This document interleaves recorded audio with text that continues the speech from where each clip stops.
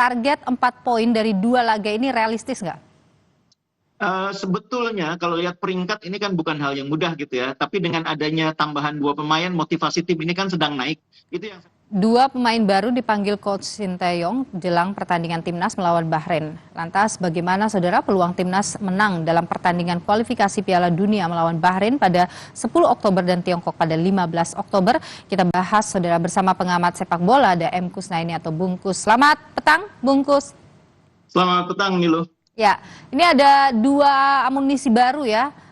Hilgers dan Reinders ini masuk bergabung dengan Timnas. Kalau Anda melihat dengan masuk keduanya, apakah ini menambah peluang Indonesia bisa menang? Iya, 2 pemain yang direkrut ini kan 2 pemain yang punya kualitas bagus ya.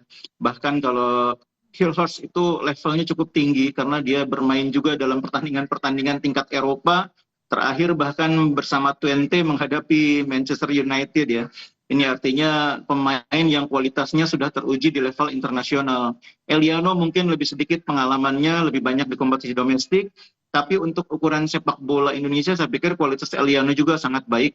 Nah, cuma memang karena ini pertandingan pertama, pertandingan debut bagi mereka, tentu kita tidak boleh juga memberikan ekspektasi yang terlalu tinggi ya. Kita harus memberi kesempatan mereka beradaptasi dulu. Bahkan kalau dugaan saya tidak mustahil Coach Sinteyong tidak akan langsung memainkan mereka sebagai starter. Jadi jangan diharapkan begitu bergabung langsung starter, itu agak sulit biasanya. Sinteyong mungkin akan bertahan dengan formasi awal yang sudah dia ketahui kualitasnya, kemampuannya, sudah punya chemistry juga, jalinan kerjasama juga, dan itu akan membuat Hilhorst maupun Eliano menunggu dulu kesempatan sebelum diberi kesempatan main. Itu tidak mustahil. Meskipun tidak mustahil juga Sinteyong memainkan mereka sejak awal. Tapi kalau misalnya kita melihat pemain-pemain dari Bahrain yang terdekat yang akan kita lawan itu seperti apa sih kekuatan mereka versus kekuatan kita? Iya, kalau kita lihat mereka ada di peringkat ke-70-an dunia ya, itu artinya tim ini tim yang kualitasnya masih di atas Indonesia.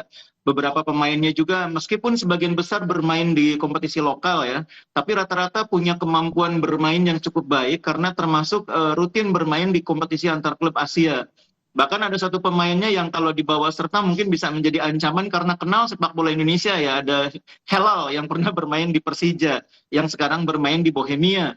Dan kalau Helal bermain ini juga harus diwaspadai karena kita sudah tahu kualitas dia ketika bermain untuk Persija.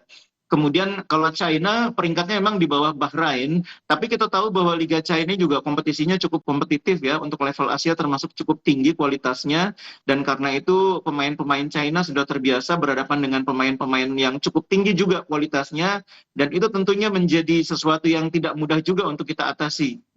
Oke, tapi Bungkus gini, kita lihat ya pemain kita selain ada 2 tadi tambahan amunisi baru, tapi Anda menyatakan mungkin tidak akan langsung turun. Kita lihat lagi ada Martin Paes yang saat ini sedang mengalami cedera ringan, meskipun kalau kita lihat sepertinya kita optimis sekali bahwa Martin Paes akan bisa begitu bertanding. Tapi kira-kira kalaupun tidak, siapa ini yang bisa menggantikan ia yang kemudian bisa mengimbangi nanti mungkin ya membuat kita tidak kebobolan juga dengan Bahrain?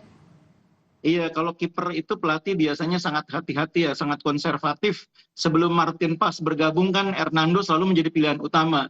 Jadi kalau misalnya Martin Paes tidak bisa bermain, sangat mungkin Hernando kembali mendapat kepercayaan ya. Meskipun memang di kompetisi domestik sekarang Nadio juga cukup bagus performanya. Tapi kalau kiper itu memang biasanya pelatih soal kepercayaan ya, dan itu yang kadang-kadang membuat pelatih itu jarang mengganti kiper. Jadi kalau Hernando tidak dalam kondisi yang cedera atau mengalami masalah, saya pikir dialah alternatif pengganti Martin Paes. Tapi saya masih optimis Martin Paes itu bisa main karena statusnya kan hanya cedera ringan ya. Ini saya pikir kita harus menunggu sampai tanggal 7 karena tanggal 7 ini klubnya FC Dallas masih akan bermain. Dan itu kalau nggak salah lawan Portland ya. Kita lihat nanti tanggal 7 apakah dia dimainkan atau dia berada di line up. Minimal kalau dia ada di line up artinya dia siap main. Dan itu kabar baik tentunya bagi timnas Indonesia. Oke, tapi kalau dia tidak bisa, Hernando ini cukup bisa lah ya menggantikan Martin Paes gitu ya. Oke, kalau tadi Anda menyebut mungkin Sinteyong tidak akan masih akan tidak memasukkan ini 2 pemain baru. Kira-kira kalau dari sisi strategi, Sinteyong ini akan memainkan hal yang baru tidak melawan Bahrain ini? Mungkin masih akan dengan konsep yang sama ya, formasi 3-4-3 memanfaatkan kecepatan wing-wingnya ya, entah itu di kiri ada Calvin Verdong, kemudian di kanan ada Sandy Walsh atau Asnawi. Tidak mustahil juga Asnawi main sejak awal ya, karena Asnawi ini sedang bagus performa di klubnya.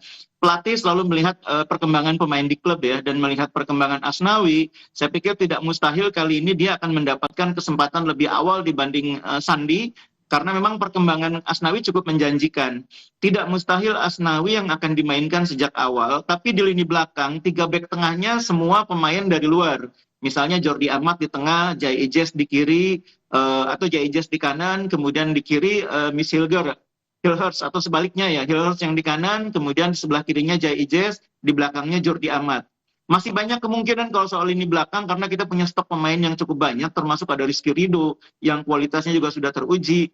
Jadi Coach Sintayong punya sedikit kemewahan di lini belakang karena banyaknya alternatif. Sehingga absennya Justin Hubner ini tidak terlalu mengganggu karena pemain yang lain kualitasnya tidak kalah dari dia. Oke, kalau yang harus diwaspadai pemain dari Bahrain?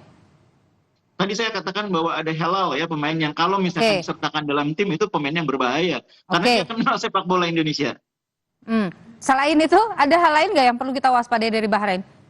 Bahrain ini secara permainan mereka ini tidak terlalu mengandalkan individu ya, permainannya sangat kolektif seperti halnya banyak negara-negara di Asia Barat ya. Karena itu kita harus cukup disiplin pemain-pemain kita dalam melakukan pressing terhadap lawan, dalam menjaga lawan. Jadi jangan terlalu mengandalkan permainan individu, tapi manfaatkanlah kerjasama tim. Kalau cara main, saya pikir pelatih tidak akan banyak melakukan perubahan ya. Mereka akan mencoba bermain dengan pemain-pemain yang sama dalam formasi 3-4-3, mengandalkan cara main yang sama, memanfaatkan wing kanan Asnawi atau Sandy Walsh, wing kiri Verdong, kemudian memanfaatkan kecepatan Rafa saat strike untuk membongkar, dan pada saat bersamaan memaksimalkan peran Eliano atau mungkin Ragnar sebagai pemain yang memanfaatkan second ball di area kotak penalti. Itu cara main yang saya pikir tidak perlu berubah, dan mungkin juga tidak perlu harus diubah dalam keadaan tim baru bertemu hanya beberapa hari sebelum pertandingan. Oke, Nit, terakhir bungkus, kira-kira nih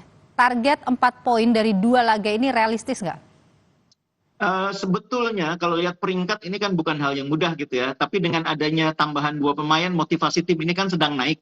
Itu yang saya pikir menjadi faktor pendorong yang bisa menjadikan mereka cukup kuat.